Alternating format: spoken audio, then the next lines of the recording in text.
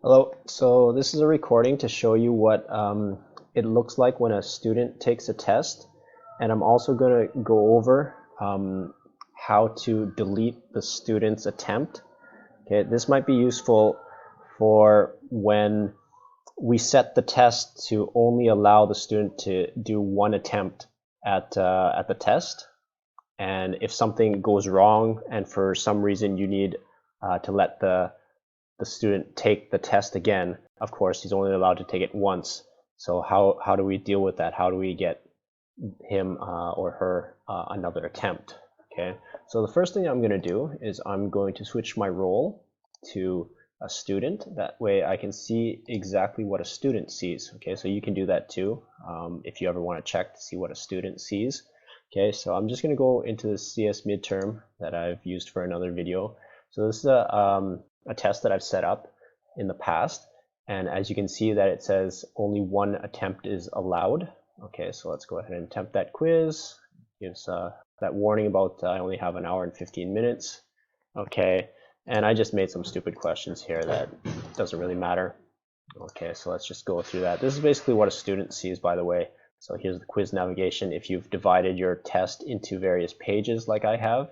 Okay, so here's another question on another page. Okay, and third page. And after every question, the person clicks next page until the very last page. You can see some of the questions are repeated. Basically, I've done this test to insert random questions, and since I only had, I think, 2 questions in the question bank, inserting 4 questions, I think they repeat. Okay, so finish attempt. That's what a student will do when they finish. And when a student finishes and they click that, they can either return to their attempt and kind of modify what they do. I think they can also use this navigation here.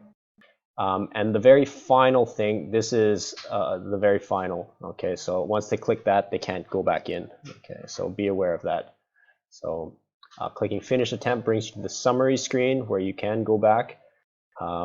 Shows the time left, and this is the point of no return, let's say. Okay, so let's go that, submit all and finish. You even get a confirmation warning.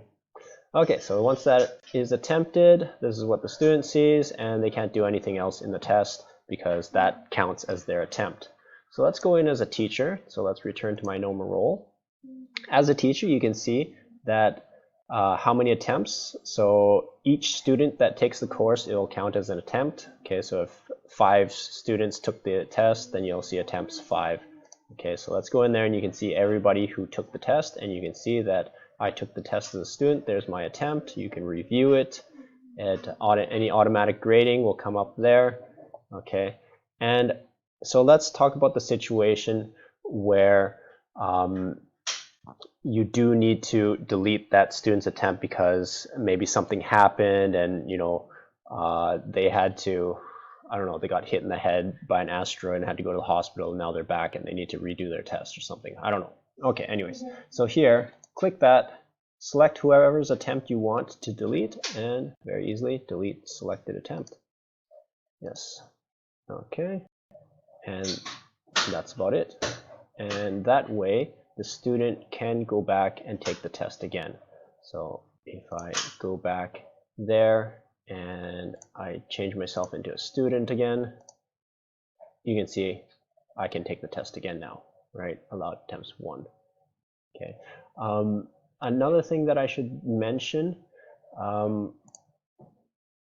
let's go back to my normal role. In the settings of the test itself, edit settings, depending on if you have the close date of the quiz, if that has passed, so let's say I set the closing date of the exam on April 17th, and then the student comes out of the hospital on the 25th or whatever, you may have to change that to the 25th of April, or just disable it altogether, and then that way they can go ahead and take that exam. Okay, so you may have to change the closing date for the quiz so that they can see it. Otherwise, if it's past the closing date, if you have that toggled on, and this is right now it's 17th of April, so let's say that's the 12th of April, so they won't be able to take the quiz in that case, so make sure to disable that.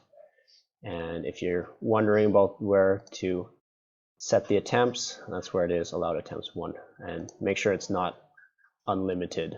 Okay. All right, that's it.